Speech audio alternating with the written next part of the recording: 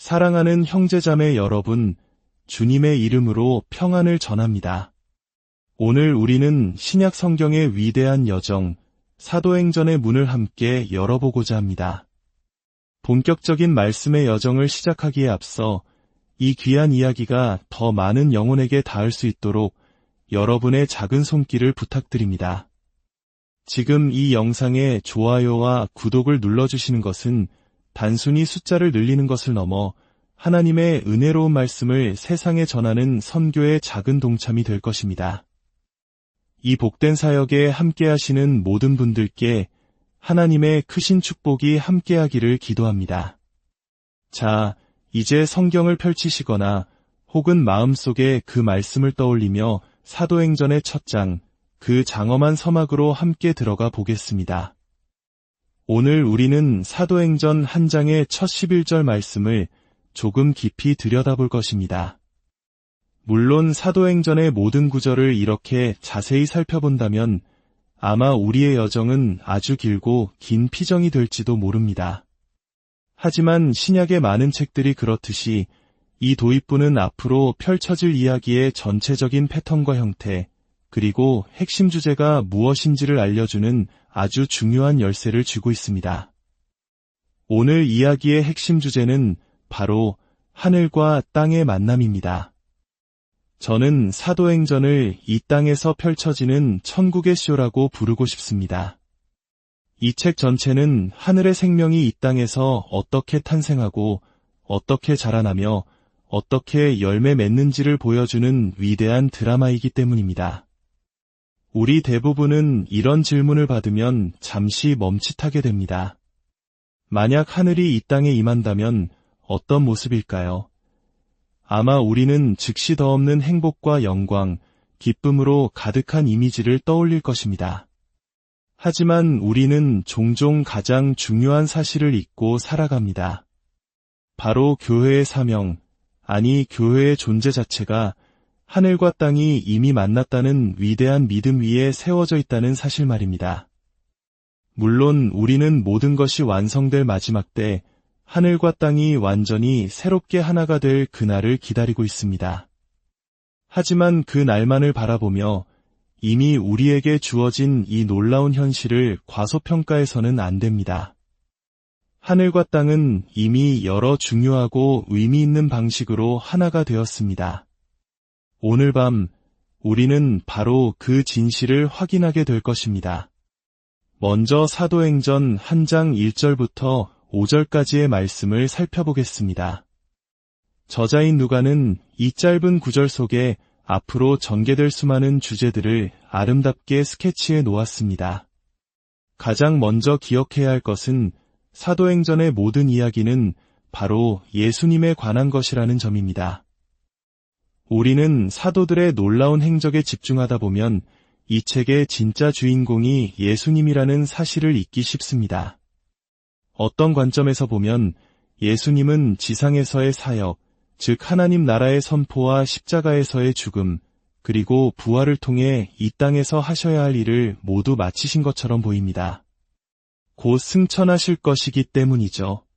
하지만 누가는 그의 첫 번째 책, 즉 누가복음이 예수께서 행하시며 가르치시기를 시작하신부터 기록한 것이라고 분명히 밝힙니다.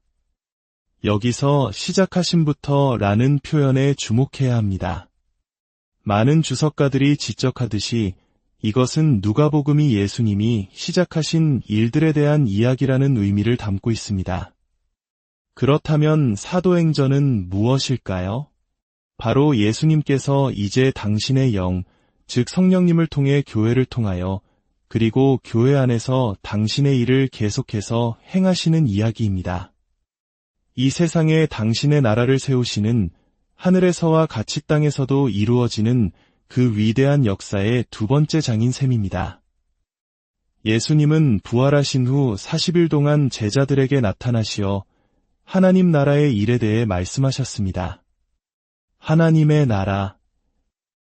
이 얼마나 익숙하면서도 동시에 얼마나 자주 오해받는 말인지 모릅니다. 제가 옥스퍼드에서 공부하던 시절 저는 동료들에게 이렇게 물었던 적이 있습니다. 하나님 나라라는 말이 도대체 한 문장으로 무슨 뜻인지 설명해 줄 사람 있나요? 당시 저는 바울 서신을 막 연구하기 시작했는데 바울은 이 표현을 자주 사용하지 않았습니다. 그런데 복음서에 나오는 하나님 나라라는 말이 설교나 책에서 설명되는 방식이 성경 본문이 말하는 것과 너무나 다르다는 생각에 점점 더 혼란스러웠습니다. 서구 기독교 전통 속에서 이 하나님 나라라는 개념은 너무나 오랫동안 잘못 이해되어 왔습니다. 아마 여러분의 교회 성도님들 중 상당수도 우리가 열심히 가르치지 않는다면 하나님 나라는 곧 천국이고 그 천국은 우리가 죽어서 가는 저 멀리 있는 장소라고 생각하는 기본 설정으로 돌아갈 것입니다. 본질적으로 우리와 멀리 떨어져 있고 시간적으로도 우리가 죽은 후에야 갈 수 있는 곳으로 말이죠. 하지만 복음서와 사도행전이 끊임없이 외치는 핵심은 그것이 사실이 아니라는 것입니다. 하나님의 나라는 장소가 아니라 하나님의 주권적인 통치, 그분의 구원하시는 다스림이 하늘에서와 같이 이 땅에 임하는 사건입니다. 저는 서구 기독교가 중세시대 이후로 복음의 본질을 어떻게 천국에 갈 것인가라는 질문에 대한 답으로 축소시켜 버렸다고 생각합니다. 그 안에서 복음서는 예수님이 우리에게 좋은 본을 보이시고 중요한 진리를 가르치시며 궁극적으로는 우리가 천국에 갈 수 있도록 십자가에서 죽으시고 부활하신 사건을 담은 책 정도로 여겨집니다.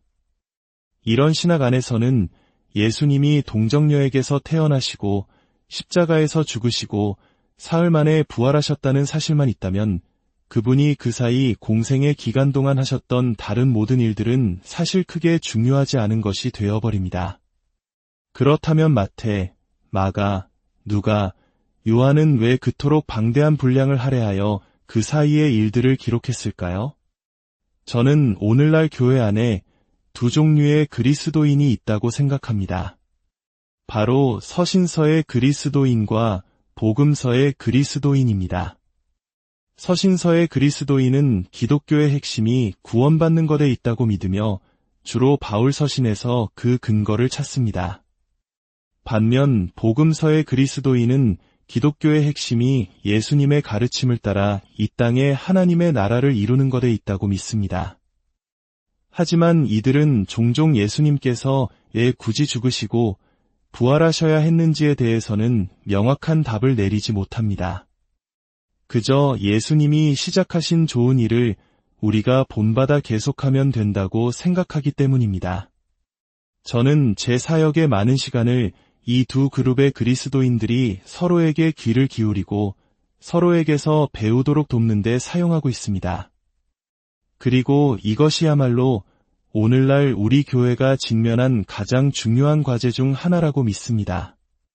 이 둘로 나뉜 그림을 다시 하나로 합치는 것, 바로 그것이 사도행전이 우리에게 보여주고자 하는 위대한 비전입니다. 사도행전은 예수 그리스도의 십자가 죽음과 부활이라는 구원의 위대한 사건이 어떻게 이 땅에 하나님 나라를 세워가는 교회의 폭발적인 사명으로 이어지는지를 생생하게 증언하는 책입니다. 구원과 사명, 개인의 영혼과 세상의 변혁, 이 둘은 결코 분리될 수 없는 하나의 이야기인 것입니다. 오늘 말씀을 듣는 모든 분들의 삶과 가정 위에 우리가 발딛고 선 이 땅을 향한 하나님의 놀라운 계획과 비전이 새롭게 깨달아지는 은혜가 있기를 소망합니다. 우리가 단순히 죽어서 천국 가기를 기다리는 존재가 아니라 바로 오늘, 바로 이곳에서 살아계신 예수 그리스도와 함께 그분의 나라를 세워가는 위대한 이야기의 주인공임을 기억하시길 바랍니다. 주님의 평안이 여러분과 함께하기를 기도합니다.